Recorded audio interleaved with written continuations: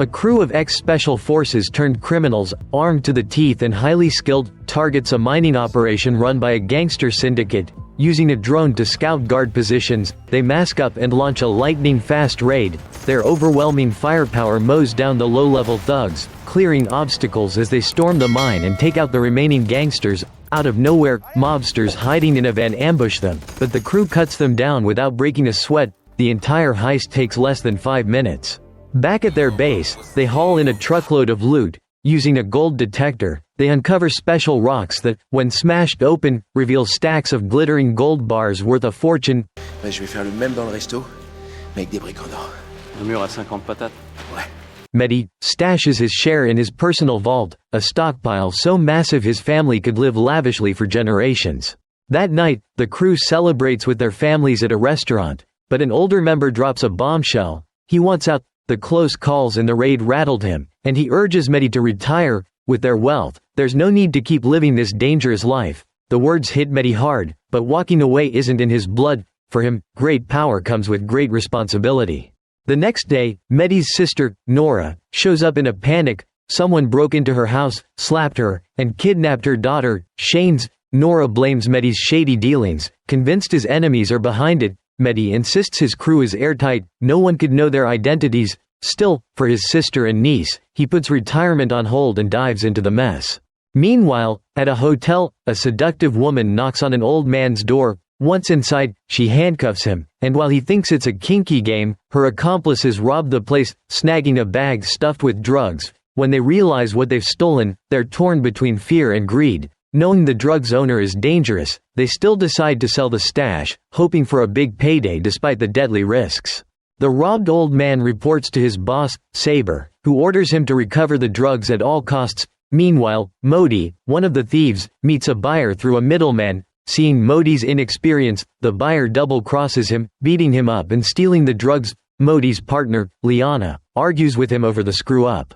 At the same time, Shane's, Nora's daughter, is at home when two thugs burst in. Her mother tries to intervene but gets slapped, and the thugs kidnap Shane's, demanding the stolen drugs for her release. Nora rushes to Mehdi, who searches Shane's room for clues. He notices someone watching Nora's house and tracks them to an Audi. After beating the driver, Mehdi finds Shane's insurance card on him. Using extreme interrogation, pouring milk over a cloth on the man's face, the thug confesses that Shane's and Liana stole a 10-kilo drug stash. The gang kidnapped Shane's to pressure Liana into returning it. Saber calls Mehdi, furious, and gives him 1 day to release his henchmen and return the drugs, or Shane's dies. Mehdi lets the man go but warns him to stay away. Checking Shane's phone, Mehdi finds texts with Liana and tracks her down. Liana claims she doesn't know where the drugs are, but under Mehdi's threats, she admits their accomplice, Kilian, stole the stash. When Mehdi confronts Kilian, he tries to kill them to cover his tracks. With sharpshooting skills, Mehdi takes out Kilian's goons and escapes by car. Guided by Liana, he heads to Kilian's turf, threatening Kilian's wife and kid to recover the 10 kilos of drugs. He sends a photo to Saber for confirmation. As they prepare to leave, Kilian's crew blocks their path.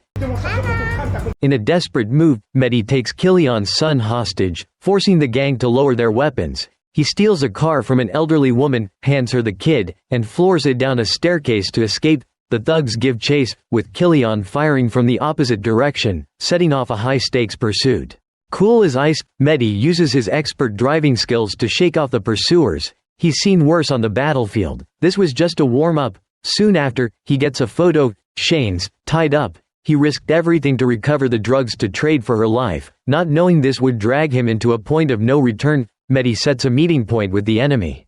The next day, Mehdi and Liana bring the drugs to ransom Shane's, but Saber double-crosses them, taking the stash without releasing her. Impressed by Mehdi's ability to steal from Kilian's turf and survive, Saber sees him as a valuable asset. Using Shane's as leverage, he demands Mehdi steal 300 kilos of drugs, hitting the city in 3 days from a rival gang. If he pulls it off, Saber promises to free Shane's. Unbeknownst to Saber, this promise will cost him dearly.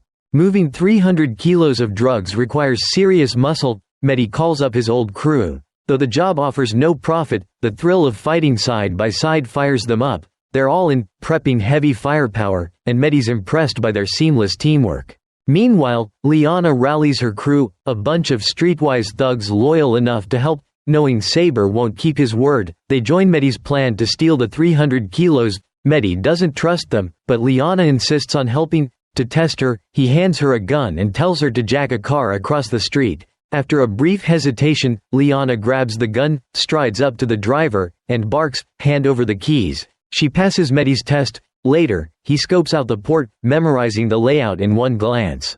That night, the team splits up. Modi uses high-tech gear to clone a car key's signal at a house. He activates the antenna, picks up a signal from a wall, and unlocks a vehicle for the heist. Another team strong-arms a truck driver's family, forcing him to reroute. Meanwhile, Tony grabs the rival gang's logistics guy, but no amount of beating gets him to spill the truck's license plate. The next day, the rival gang notices their logistics guy's gone silent and senses trouble. The boss orders the convoy to move early. The logistics guy, battered to a pulp, still won't talk. Liana comes up with a plan. She snaps a photo of the truck driver, poses as a vendor to infiltrate the port, and quickly ids the driver. She pulls a gun on him. "No tricks, or your wife's dead." "Got it." The driver complies, sticking to the original route. At the warehouse, Medi's team readies vehicles and weapons for backup. The rival gang tails the truck, but Medi anticipated this. He rams their rear, forcing the driver into the warehouse. His crew knocks out the gangsters and regroups. The rival boss realizes the truck's off course and sends reinforcements.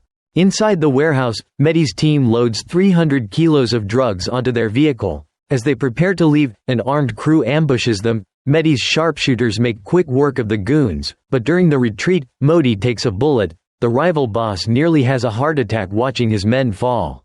Back at base, Medi sends proof of the drugs to Saber and sets a meeting. Drugs for Shanes. That night, at the exchange, a guard frisks Medi and Liana, confirming they're unarmed, but Saber's men turn on them. C'est quoi? T'es mort. Luckily, Medi planned ahead, with his team lying in wait. A quick firefight wipes out Saber's crew. One thug threatens Shanes, but Medi's unfazed. Shanes is freed, but Medi spares one man to deliver a warning to Saber, a choice he'll later regret. Saber gets the drugs, but Hassan, his father, learns the 300 kilos Medi stole belonged to a business partner. Hassan demands Saber hand them over, but, greedy, he decides to keep the haul and pin the theft on the robbers, saving face with the partner. To cover his tracks, Hassan kills everyone tied to the shipment. Meanwhile, Liana visits Modi in the hospital. While she steps out for water, Hassan's assassin kills Modi. Liana returns, sees the body, and bolts, chasing a suspicious woman. A doctor stops her, unaware of the danger. The assassin opens fire, hitting a nurse. Liana escapes, her thirst for revenge gone. Just then, Medi arrives, guns blazing, and saves her from the assassin. But the danger isn't over. The assassin targets Nora's house. As Nora and Shanes return, Shanes spots the killer at their door.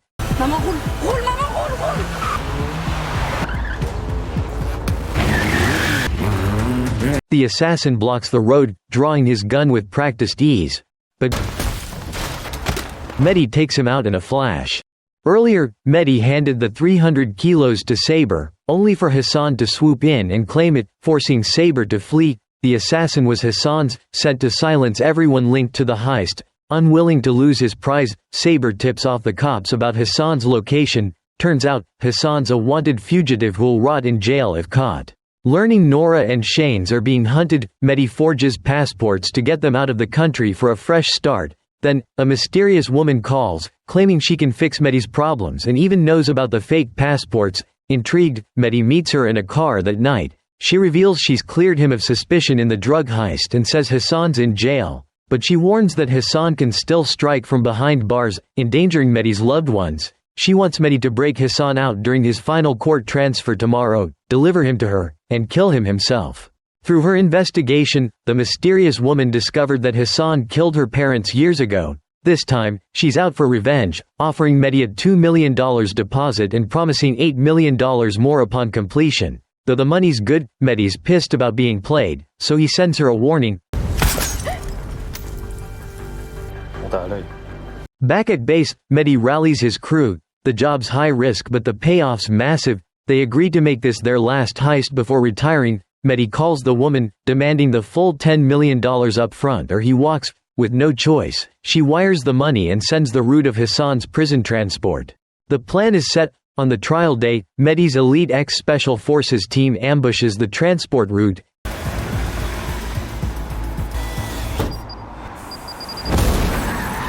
An explosion sends the van crashing off the road. The team moves like clockwork, blasting their way in and forcing the escorting cops to surrender. It's a flawless op. They deliver Hassan to the agreed parking lot, but the woman's a no-show, and her phone's dead. Mehdi waits, sensing a trap. Sure enough, a gang of armed thugs storms in. The woman tipped off a rival crew Mehdi had robbed before, setting them up to be wiped out.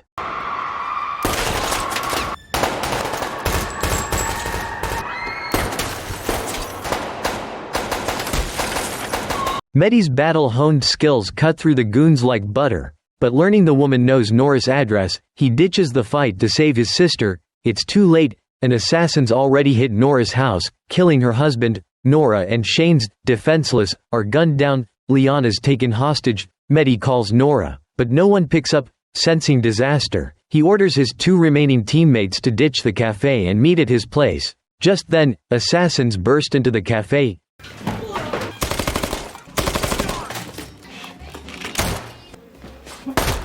His team fights back, but one goes down in the brutal clash. At home, Mehdi collapses beside his sister's body, vowing revenge. He digs out his hidden arsenal, ready for war. Tony arrives with a captured assassin from the cafe. To get answers, Mehdi wedges a log between the guy's legs and raises a hammer. "Where's your boss?" The assassin spills. Chris, the kingpin, is at a factory, his stronghold. Mehdi and Tony gear up and charge in for blood. Cut to a drone, piloted by Mehdi, slipping into the factory through a pipe. An explosion rocks the place into chaos. Mehdi and Tony storm in, unloading on the gangsters. Despite being outnumbered, their years of combat experience make quick work of the small fry. Mehdi finds the woman who hired them. She's remorseful, explaining she only wanted Hassan dead for her parents' murder but, being pregnant, hired Chris to do it. Unbeknownst to her, Chris had a grudge against Mehdi, sparking the chain of disasters. Mehdi spares her life. Chasing Chris, Mehdi's ambushed and takes a few bullets. Tony abandons the pursuit to rush him to a hospital, then flees with Liana. Meanwhile, Chris preps to skip town with his family, ordering a guard to fetch the car. Instead, Tony and Liana show up, overpowering the guard. They confront Chris's family but don't kill in front of kids. Instead, their team steals evidence of Chris's crimes and hands it to the cops, ensuring the kingpin faces justice. After leaving, Liana visits Mehdi in the hospital, saying, "We gotta get outta here." 2 months later, recovered, Mehdi resumes his vendetta. Learning Chris's location, he plans the hit. Quoi qu'il arrive, tu te concentres sur les diamants. C'est notre ticket de sortie. Ok? Ok. On y va. The trio storms a diamond deal, neutralizing the outer guards and blasting into the main room. Their firepower locks down the scene. As they scoop up diamonds, a man grabs a guard's gun and fires. Mehdi's lightning-fast reflexes drop him. Chris, cowering in a corner, bolts. Mehdi pursues, shooting Chris's leg, then delivers another round. No one, not even a god, will stop him from avenging his sister and fallen teammates. Chris begs for mercy, but it's useless. Only his death can ease Mehdi's rage. Mehdi leaves to rendezvous with Tony and Liana. A police car blocks their escape. Tony opens fire, pinning the cops down. Letting Mehdi slip away. Back at base, they torch the gear and car. The diamonds, worth €5 million, are set for a buyer in 4 days, promising financial freedom and retirement. But their actions have unleashed hell. The man Mehdi killed wasn't some nobody, he was the only son of Los Sols, a South American crime lord known as the Godfather. Learning his son's been shot, the Godfather sends his top enforcer, Almeida, to investigate and eliminate everyone involved. Almeida has his own agenda. With Chris dead, he needs a new local partner to run the city. The arrival of the South American cartel is about to unleash a storm. No les daré ni un día más para encontrar los atracadores que jodieron al hijo del viejo. ¿Cuánto con eso? Mehdi and his lawyer girlfriend, Liana, wait for the diamond buyer. One deal, and they can retire. But before the buyer shows, a crew of armed thugs storms in, shooting anyone in sight. The staff don't stand a chance. Hearing gunfire, Mehdi hides Liana in a meeting room and hunts for the attackers. Before he can find them, they spot Liana. Realizing the danger, he bolts through the back door. That night, they escape by boat. Seconds after shoving off, an explosion throws Liana into the sea, and the boat bursts into flames. Only when police sirens blare do the assassins stop firing. Mehdi and Liana barely survive, but he's clueless about who's behind the relentless attacks. At the same time, Djebla, the Godfather's chosen partner from Lost Souls, is targeted for assassination. Turns out, Almeida, the Godfather's right-hand man, has gone rogue, plotting to dismantle his boss's empire. He kills Djebla and installs his own guy to run the drug trade, but Djebla, a local kingpin, isn't easy prey. He takes out one assassin in a flash, then spots a figure outside his door. He shoots the guy's leg, snatches his AK-47, and drops him, but turning around, he finds his family held hostage. Before he can negotiate, the assassin executes them. Attacked at home, Jalil's furious. He summons his cousin and lawyer that night. His cousin suspects Lost Souls' handiwork, but Djebla can't fathom why they'd propose a partnership only to try killing him. The lawyer urges him to flee. Lost Souls is too powerful. Unwilling to back down, Djebla tasks his cousin, "Find Lost Souls people, tell them I want to negotiate, just get them to spare me." In truth, he's plotting to lure them out for revenge. But his cousin walks into a trap at Lost Souls' turf. Almeida, second in command, sees through their plan. Djebla and his cousin want to fake a truce to strike back. Almeida gives the cousin a choice: die for your cousin or work for me. Choosing survival, the cousin shoots Djebla when he's off guard. Luckily, Jalil's bulletproof vest saves him. Betrayed and hunted, he's done playing nice. The next day, he waits for his cousin in a parking lot, but Lost Souls attacks continue. Using his cover as a prosecutor, Almeida digs into Mehdi and Liana's backgrounds, zeroing in on Modi as a suspect. Tráigame ese chamo para acá. Ya. His goons raid Modi's place, but a woman takes a bullet for him, giving Modi a chance to escape. Shot in the leg, he hides behind crates as the assassins close in. At the last second, Mehdi arrives, dropping one killer on the spot. The other, outmatched, flees. Mehdi saves Modi, and Liana pulls up to get them out. With his allies under attack, Mehdi suspects one person, the city's biggest grudge holder. He confronts Djebla, demanding why he sent assassins. To his shock, Jalil's a victim too. Sofia, elle est morte. Et ceux qui l'ont tuée, c'est les mêmes qui ont essayé de te tuer. De quoi tu parles? Le cartel de Los Soles, tu connais? C'est des Vénézuéliens. Talking it out, Mehdi learns he shot the Godfather's only son, triggering their vengeance. Djebla pitches an alliance. The enemy of my enemy is my friend. Let's take on Lost Souls. Mehdi refuses, insisting he's just a thief, not a player in their turf war. Then Tony calls, saying the diamonds have a buyer, set to meet at 8 p.m. at the usual spot. Trusting his brother in arms, Mehdi doesn't question it, but it's a police setup. They've got Tony's family, threatening to jail his wife and send his kid to an orphanage unless he cooperates. That night, Mehdi arrives at the subway station. Liana carries the diamonds. Meeting Tony, he kneels, pretending to tie his shoe, and whispers, "No buyer, cops are upstairs. They've got my family." Mehdi calls Liana, telling her to grab the diamonds and run. He and Tony take a bystander hostage and escape the station. Back at base, Police Chief Herman calls Tony. Mehdi takes the phone, offering to turn himself in if Herman frees Tony's family and gives him time to deal with Lost Souls, who are targeting his loved ones. After hanging up, Mehdi heads to Jalil's, agreeing to team up. He knows he can't outmuscle Lost Souls, but he'll hit them his way, ending the war with war.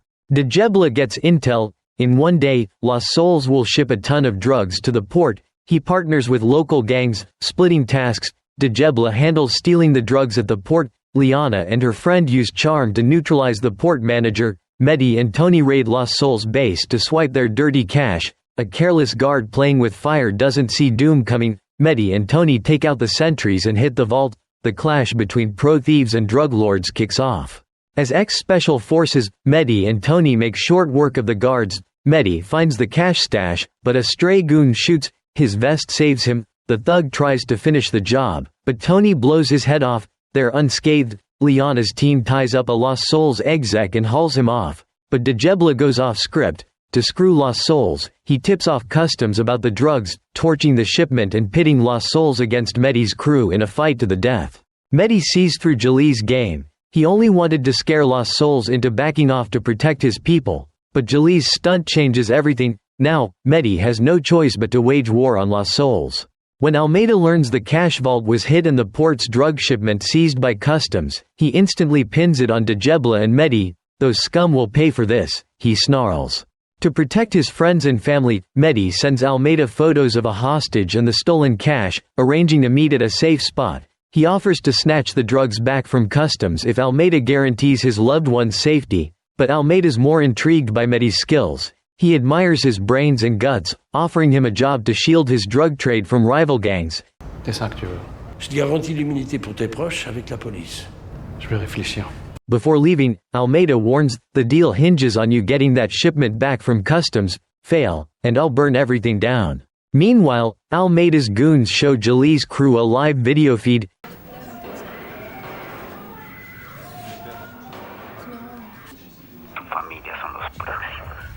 Seeing his men's families slaughtered, Djebla freezes. He races home, relieved to find his wife and kids safe, for now. But he realizes with a family to protect, going all in against lost souls means they'll never spare his loved ones.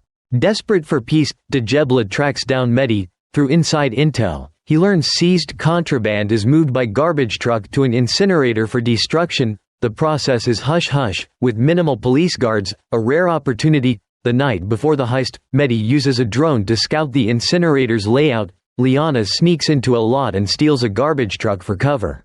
At dawn, they use the truck to infiltrate the incinerator. The staff, caught off guard, are quickly subdued. No one suspects a robbery at a supposed waste facility. Mehdi strides in, but near the incinerator, they're stopped. With their crack shooting, the team takes out the guards. As alarms blare, they pack up the drugs. Everything's going smoothly.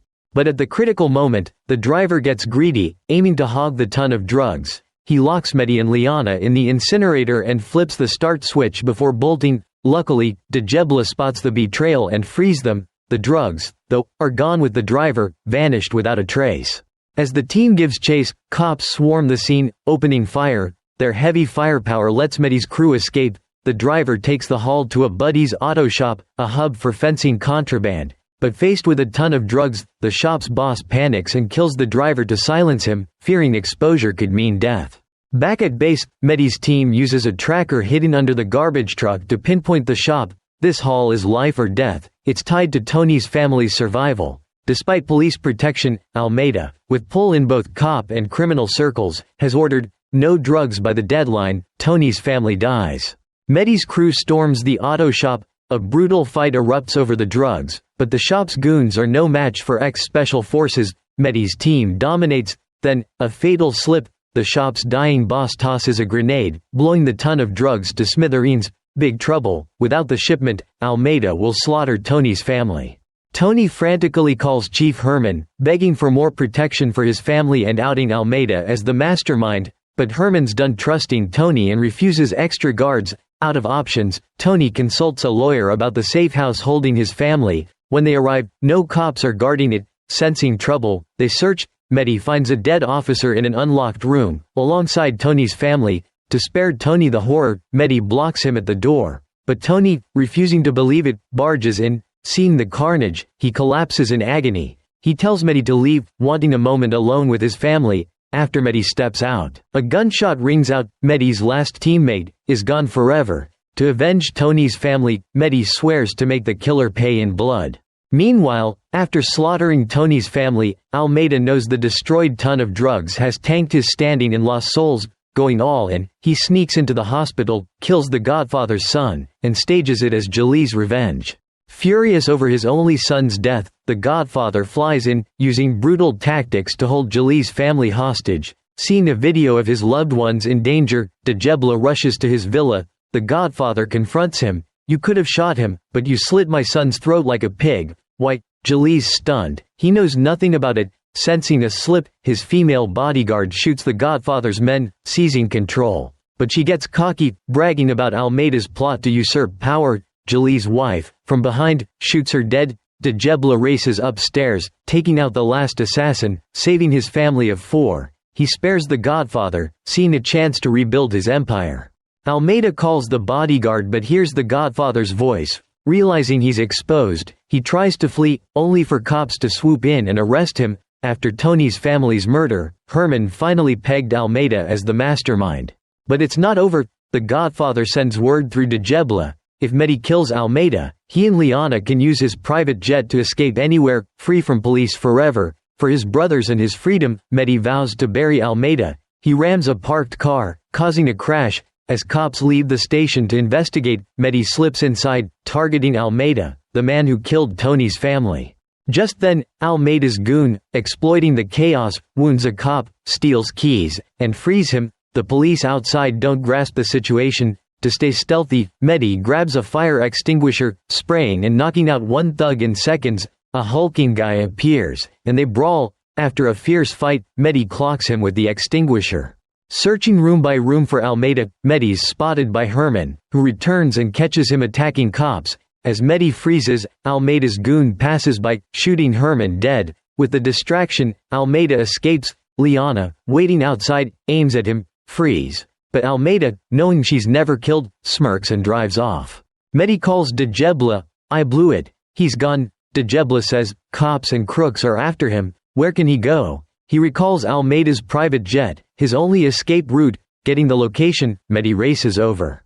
Almeida's aboard, ready to fly. At the last second, Mehdi floors it, slamming into his goon, aiming at the pilots, and boarding. Almeida's vanished. Sure he's close, Mehdi searches the hangar. Suddenly, Almeida pops up, gun on him. As Mehdi braces for death, Liana, summoning her courage, shoots. Almeida, once a kingpin in both crime and law, falls. Mehdi orders the pilots to start the jet. With Almeida's massive fortune in tow, he and Liana fly off, living free and happy ever after. Above is the complete summary of the movie Ganglands. What do you all think? Is this movie good? On a scale of 1 to 10, how would you rate it? Please share your thoughts in the comments below. Thank you for following along. See you next time.